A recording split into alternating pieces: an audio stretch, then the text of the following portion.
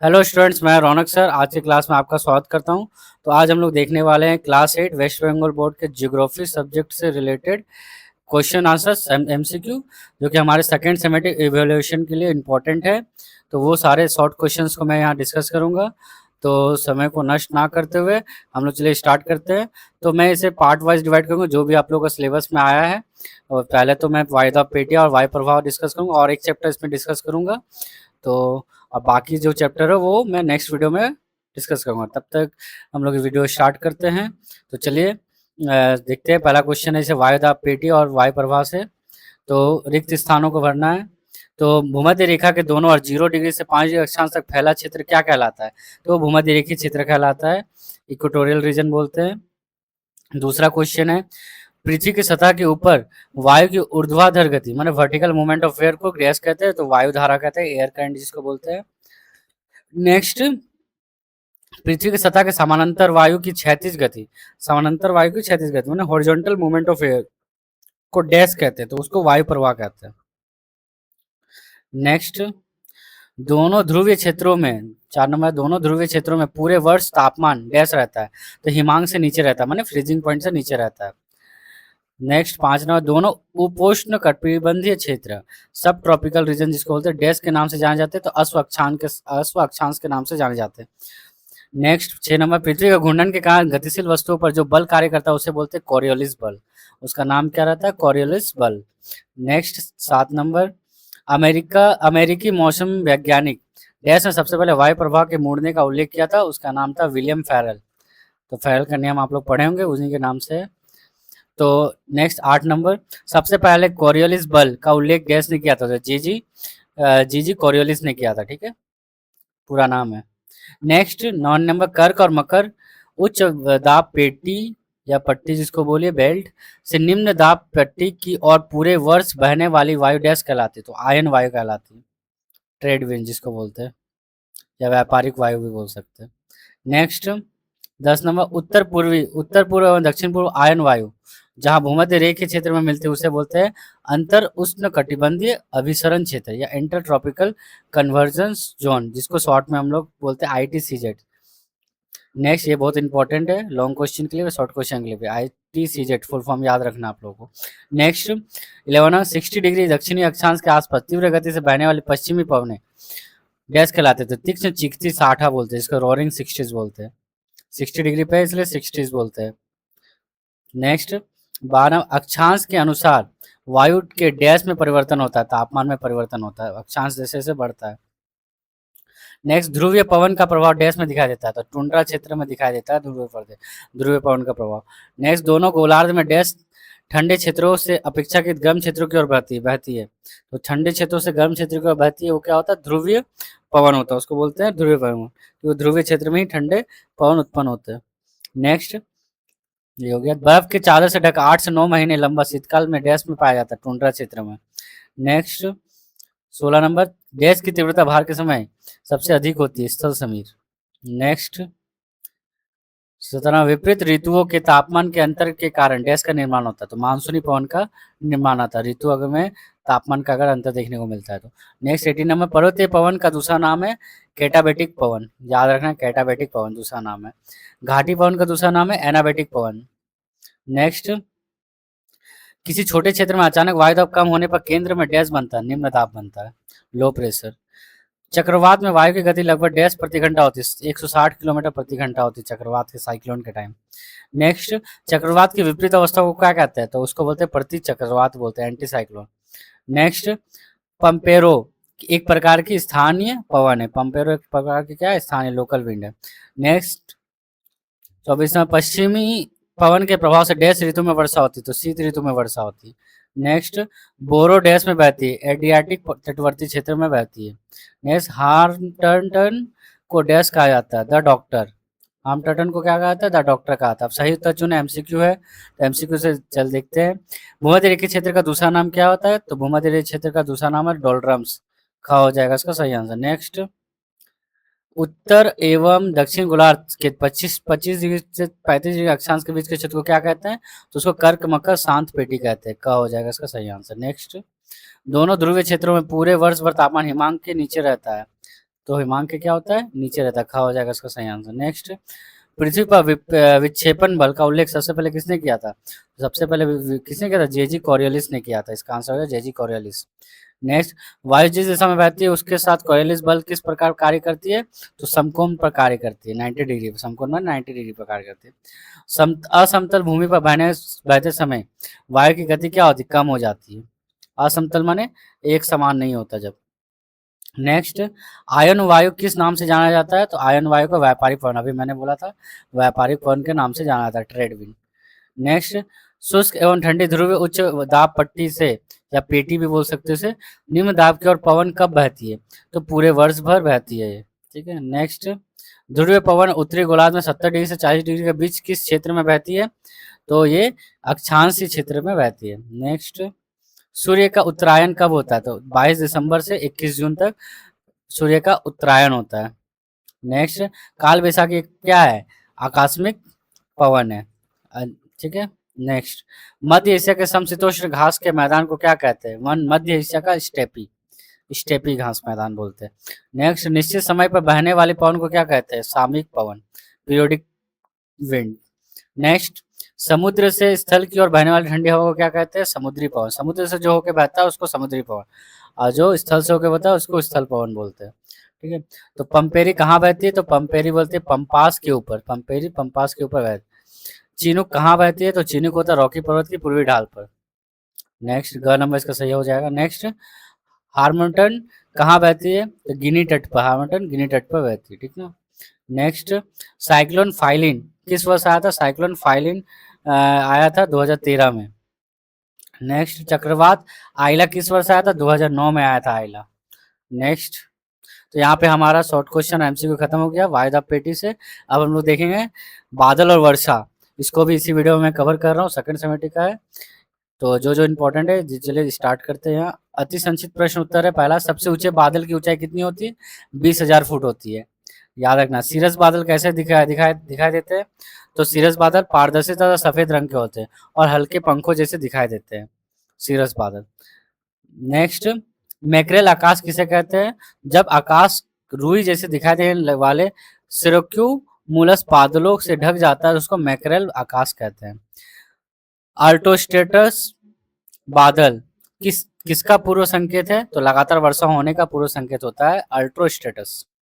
Next, निम्न ऊंचाई वाले बादलों की औसत ऊंचाई कितनी होती है? 6,500 फीट होती है, सबसे कम ऊंचाई वाला, ठीक है। स्ट्रेटोक्यूमुलस बादल का दूसरा नाम क्या है? स्ट्रेटोक्यूमुलस बादल का बम्पी क्लाउड बोलते हैं जिसको। नेक्स्ट, किस बादल की से गरज के साथ वर्षा होती है? इसका दूसरा नाम क्या है? तो क्यूमोलिम्बस बादल गरज के साथ वर्षा करता है, इसका दूसरा नाम है थंडर क्लाउड, ठीक है। नेक्स्ट, बादल कैसे बनते हैं? तो बादल बनते हैं सूर्य की गर्मी से समुद्र, नदी, तालाब का जलवाष्प बनकर ऊपर उठता है तथा धूलकणों के सहारे संघनित होकर बादल बनाता है। ये इस तरह से बादल बनता है। नेक्स्ट, वायुमंडल के किस पद में बादल बनते हैं? तो ट्रोपोस्फेयर लेयर होता है जिसमें बादल का निर्माण होता है, वहीं पर बिजली उजली हम लोग को देखने को मिलता है, गर्जन। वाष्पीकरण क्या है? जब जल वाष्प में बदल जाता है तो उसे वाष्पीकरण कहते हैं, बहुत ईजी है। संतृप्त वायु किसे कहते हैं? Saturated air. तो जब किसी निश्चित तापमान पर वायु जितनी जलवाष्प धारण कर सकती है उतनी ही उसमें उपस्थित हो तो उसे संतृप्त वायु कहते हैं। नेक्स्ट, सामान्य बादलों की जल बूंदों का व्यास कितना होता है? 0.02 mm होता है, मिलीमीटर। वर्षा कितने प्रकार का होता है? हम लोग जानते हैं वर्षा 3 प्रकार का होता है, संवहन वर्षा, पर्वतीय वर्षा, चक्रवाती वर्षा, ठीक ना। नेक्स्ट, पवन विमुख ढाल किसे कहता है? विंडवर्ड स्लोप जिसको बोलते हैं। तो पवन विमुख मतलब पर्वत की वह ढाल जहां वायु ऊपर उठती है और वर्षा कराती है, पवन विमुख ढाल कहलाती है। नेक्स्ट, पवन विमुख ढाल किसे कहते हैं? लीवार्ड स्लोप किसको बोलते हैं? पर्वत की ढाल जहां वायु नीचे उतरती है, पवन विमुख ढाल कहते हैं। ये पवनाभिमुख ढाल था, ये पवन विमुख ढाल था, अच्छे से पढ़ लेना। विमुख है यहाँ पर, यहाँ विमुख है। तो विमुख में वायु नीचे उतरता है पर्वत से और विमुख में वायु के ऊपर उठता है, ठीक ना, ये याद रखना। नेक्स्ट, चेरापूंजी और शिलोंग के बीच की दूरी कितनी है? 56 किलोमीटर। चेरापूंजी और औसत वार्षिक वर्षा कितनी है? 11,700। औसत वार्षिक वर्षा कितनी होती है? 11,777 मिलीमीटर। नेक्स्ट, शिलोंग की औसत वार्षिक वर्षा कितना? 2,207 मिलीमीटर। नेक्स्ट 19वां, पर्वत की किस ढाल पर पर्वतीय वर्षा होती है? तो पर्वत के पवनभिमुख ढाल पर पर्वतीय वर्षा होता है। भिमुख मतलब बोला था मैंने ऊपर की ओर चढ़ना, ठीक है, हवा का। नेक्स्ट, वर्ष 2009 और 2013 में कौन कौन से चक्रवात आए थे, इनके प्रभाव क्या थे? 2009 में आइला आया था, 2013 में फाइलिन चक्रवात आए थे। इनके प्रभाव से भारत के पूर्वी तट और बांग्लादेश में व्यापक क्षति हुई थी। नेक्स्ट, बंगाल की खाड़ी में आने वाले चक्रवात को क्या कहते हैं? साइक्लोन। बंगाल की खाड़ी में जो चक्रवात होता है उसको साइक्लोन बोलते हैं। हरिकेन किस क्षेत्र में देखा जाता है? तो कैरेबियन सागर में देखा जाता है हरिकेन। मोस्ट इंपॉर्टेंट, अच्छा है। स्लिट क्या है? जल की बूंदों और बर्फ के कणों के आंशिक मिश्रित रूप को स्लिट कहते हैं। नेक्स्ट, ओलावृष्टि कब होती है? तो पश्चिम बंगाल के वसंत ऋतु और ग्रीष्म ऋतु में ओलावृष्टि होती है। वर्षा की मात्रा किस यंत्र से मापी जाती है? तो बहुत इंपॉर्टेंट क्वेश्चन है। रेन गज से मापा जाता है वर्षा को। ओसांक किसे कहते हैं? Due point. तो जिस तापमान पर वायु संतरित होती है हो जाती है उस वायु को ओसांक कहते हैं। नेक्स्ट, संघनन क्या है? तो संघनन बोलते हैं जल वाष्प का जल की बूंदों में परिवर्तित होने की प्रक्रिया को संघनन कहते हैं।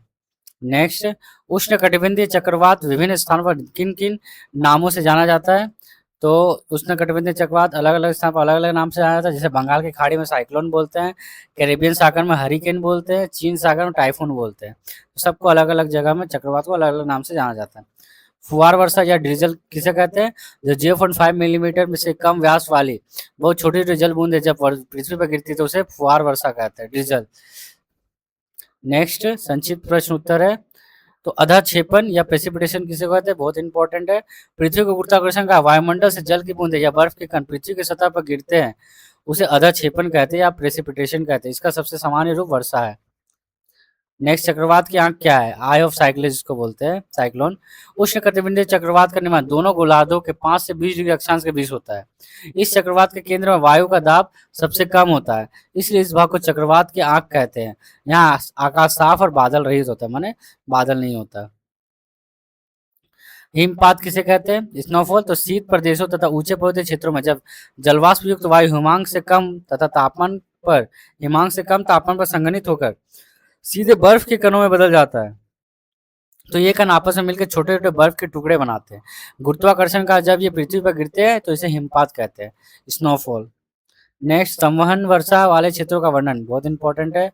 तो वर्णन क्या है? पहला ये हुआ लॉन्ग क्वेश्चन, ये सब आप लोग देख लीजिएगा, ठीक ना। ये सब क्यूमुलुम्बस बादल का वर्णन मैं ये सबका आप लोग को दिखा दे रहा हूँ। ये सब आप लोग स्क्रीनशॉट या फिर वीडियो पॉज करके देख लेंगे। ये 2 से 3 नंबर का क्वेश्चन है, शॉर्ट क्वेश्चन में डायरेक्ट। इसके बाद पर्वतीय वर्षा किसे कहते हैं? वर्षा छाया क्षेत्र बहुत इंपॉर्टेंट है। ओस किसे कहते हैं? ओलावृष्टि किसे कहते हैं? ये सारा अच्छे से कर लीजिएगा, सारा इंपॉर्टेंट है। कोहरा किसे कहते हैं? यहाँ हम लोग देखेंगे रिक्त स्थान, शॉर्ट क्वेश्चन रिक्त स्थान, ठीक है। तो पहले पतली सफेद चादर जैसे दिखाई देने वाला बादल सिरोटोस्ट्रेटस है, ठीक ना। नेक्स्ट, सिरोक्यूमुलस बादल डैश जैसे दिखाई देते हैं। इन बादलों से ढका आकाश रुई के फाहे और मैकरेल आकाश जैसा लगता है। मध्यम ऊंचाई वाले बादलों की ऊंचाई क्या होती है? 6,500 से 20,000 फीट तक होता है। बीच वाला डैश बादल लगातार वर्षा होने का संकेत देते हैं, तो ऑल्टो स्टेटस। नेक्स्ट, ये बादल ये था स्ट्रेटो क्यूमुलस बादल, ये नाम याद रखना, स्ट्रेटो क्यूमुलस बादल ढेर जैसे परतों में व्यवस्थित रहते हैं, तो स्ट्रेटो क्यूमुलस इसका आंसर ही होगा, ढेर जैसे। तो इसलिए ब्रैकेट में मैंने इंग्लिश लिख दिया यहाँ पे। ऊंचाई बढ़ने पर वायु की सापेक्षिक आर्द्रता कितनी होती है? कम हो जाती है। स्ट्रेटस बादल बनने पर डैश को बहुत कठिनाई होती है, पर्वतारोही को, विमान चालकों को, ये सबको कठिनाई होती है। स्ट्रेटस बादल में कभी कभी डैश वर्षा होती है, तो फुहारे जैसी वर्षा होती है। खराब मौसम का संकेत देने वाला बादल क्या होता है? निम्बो स्टेटस। नेक्स्ट, क्यूमुलस बादल का आकार कैसा होता है? फूल गोभी जैसा होता है, लेकिन उसका आधार कैसा होता है? समतल होता है। नेक्स्ट, दक्षिण भारत का पठारी भाग कम वर्षा के कारण वर्षा छाया क्षेत्र बन गया है। तो दक्षिण भारत में जो पठारी क्षेत्र है उसमें कम वर्षा होता है, इसलिए उसको क्षेत्र को क्या बोलते हैं? वर्षा छाया क्षेत्र। नेक्स्ट, क्यूमुलुम्बस बादल भूपृष्ठ से लगभग 12,000 फीट तक ऊर्ध्वाधर माने वर्टिकल रूप से ऊपर फैला रहता है। नेक्स्ट, क्यूमुलुम्बस बादल का निचला भाग डैश रंग का होता है? काला रंग का होता है। क्यूमुलुम्बस बादल का दूसरा नाम होता है वज्रमेघ या थंडर क्लाउड। नेक्स्ट, सामान्य बादल की जलबूंदों का व्यास कितना होता है? 0.02 mm होता है। नेक्स्ट, वायुमंडल की ट्रोपोस्फेयर जिसको बोलते हैं बादल में बादल का निर्माण होता है, बादल का निर्माण कहाँ होता है? ट्रोपोस्फेयर में होता है। इंग्लिश में भी लिख दिया मैंने। नेक्स्ट, जल का वाष्प में बदलना क्या कहलाता है? वाष्पीकरण। जिस तापमान पर वायु संतृप्त हो जाती है उसे ओसांक कहते हैं। नेक्स्ट जलवाष्प के कणों में बदलना डैश कहलाता है कंसंट्रेशन, संघनन। बादल छोटे छोटे डैश का समूह होता है, जल कणों का समूह होता है। डैश वर्षा सीमित क्षेत्र में होती है, सामान्य वर्षा सीमित क्षेत्र में होती है। जलकण और हिमकण के आंशिक मिश्रण को क्या कहते हैं, स्लिट। अनुवाद ढाल को डैश कहते हैं, तो वर्षा छाया क्षेत्र कहते हैं, रेन शेडो। नेक्स्ट, विषुवतीय क्षेत्र में सूर्य की किरणें पूरे वर्ष लंबवत पड़ती है, माने विषुवतीय माने भूमध्य रेखीय क्षेत्र में। नेक्स्ट, विश्व का सर्वाधिक वर्षा वाला स्थान कौन सा, मौसिम राम। नेक्स्ट, चक्रवात से होने वाला वर्षा को डैश कहते हैं, चक्रवाती वर्षा। पश्चिमी मानसूनी पवन की डैश शाखा पश्चिमी घाट से टकराकर डैश कराती है, तो पश्चिमी मानसून पवन की अरब सागर शाखा पश्चिमी घाट से टकराकर वर्षा कराती है। आयला चक्रवात कब आया था, 2009 में, याद रखना है। चीन सागर में आने वाले चक्रवात को क्या होता है, टाइफून, ये पहले भी बताया मैंने। जलकण और हिमकण के आंशिक मिश्रण को स्लिट बोलते हैं। पश्चिम बंगाल में वसंत और ग्रीष्म ऋतु में ओलावृष्टि होती है। नेक्स्ट, सही उत्तर चुनकर लिखना, एमसीक्यू टाइप है। तो सेल शब्द का अर्थ होता है पर्वत। नेक्स्ट, बंगाल की खाड़ी के चक्रवात को क्या कहते हैं, तो उसको बोलते हैं साइक्लोन, याद रखना साइक्लोन। ऊर्ध्वाधर बादलों की न्यूनतम ऊंचाई कितनी होती है, 1600 फीट होती है। जलकण और हिमकण का आंशिक मिश्रण को क्या कहते हैं, स्लिट बोलते हैं। नेक्स्ट, चेरापूंजी और शिलोंग के बीच की दूरी कितनी होती है, 56 किलोमीटर। निम्न बादलों की औसत ऊंचाई कितनी होती है, तो 6500 फीट। इनमें से ऊर्ध्वाधर बादल कौन सा है, तो क्यूमुलस बादल ऊर्ध्वाधर बादल है। सामान्य वर्षा किस क्षेत्र में होता है, तो सामान्य वर्षा विषुवतीय क्षेत्र में होता है। क्यूमुलिनिम्बस बादल से क्या होता है, तो ओलावृष्टि होता है। वायुमंडल के किस पद में बादलों का निर्माण होता है, तो ट्रोपोस्फेयर में होता है। नेक्स्ट, सापेक्षिक आर्द्रता किस इकाई से व्यक्त की जाती है, तो सापेक्षिक आर्द्रता हमेशा याद रखना इंपॉर्टेंट है, प्रतिशत से व्यक्त होता है, यह इंपॉर्टेंट है। वर्ष मापक यंत्र को क्या कहते हैं, वर्षा मापक यंत्र को बोलते हैं रेन गेज, ये भी इंपॉर्टेंट है, मैंने पहले भी बताया था। धुएं जैसी तैरती छोटी छोटी जल बूंदों को क्या कहते हैं, तो कोहरा कहते हैं। उष्ण कटिबंधीय चक्रवात किस अक्षांश के बीच बनते हैं, तो 5 से 20 डिग्री अक्षांश के बीच उष्ण कटिबंधीय चक्रवात बनते हैं। नेक्स्ट, बादल रहित रात में ओस डैश पड़ती है, अधिक पड़ती है। नेक्स्ट, सामान्य वर्षा वाले जो स्थानों को जोड़ने वाले काल्पनिक को क्या कहते हैं, समवर्षण रेखा या आइसोहाइड बोलते हैं, समवर्षण रेखा या आइसोहाइड, समवर्षण रेखा, ठीक ना। नेक्स्ट, डैश और डैश व्यापारिक पवनों को मिलने से चक्रवात वर्षा होता है, तो उत्तर पूर्व और दक्षिण पूर्व व्यापारिक पवनों को मिलने से चक्रवाती वर्षा होता है। यहाँ कुछ मैचिंग है, तो मैचिंग देख लीजिएगा, ये सब मैं यहाँ पे ये करेक्ट आंसर करके दिया हुआ है, मैच करके दिया हुआ है। तो सीरस रिलेटेड है, हल्के पंख जैसा, ऑस्ट्रो स्टेटस रिलेटेड है, लगातार वर्षा का संकेत। तो ये सारा आंसर के ये मैचिंग किया हुआ है, बस इसको याद करना, मैचिंग अगर आता तो इसी से आएगा। तो यहाँ पे हमारा दूसरा चैप्टर भी कंप्लीट हो गया, बादल और वर्षा। तो नेक्स्ट क्लास में हम लोग देखेंगे उत्तरी अमेरिका और दक्षिणी अमेरिका, पार्ट 2 में। तो वीडियो जो लोग यहाँ तक देखे हैं और वीडियो अच्छा लगा होगा, तो आप लोग वीडियो को सब्सक्राइब कर दीजिएगा, लाइक कर दीजिएगा जो लोग नए हैं, और अपने दोस्तों को भी शेयर करिएगा जिससे उनका भी भला हो। तो तब तक के लिए tata bye bye, next part में मिलते हैं हम लोग।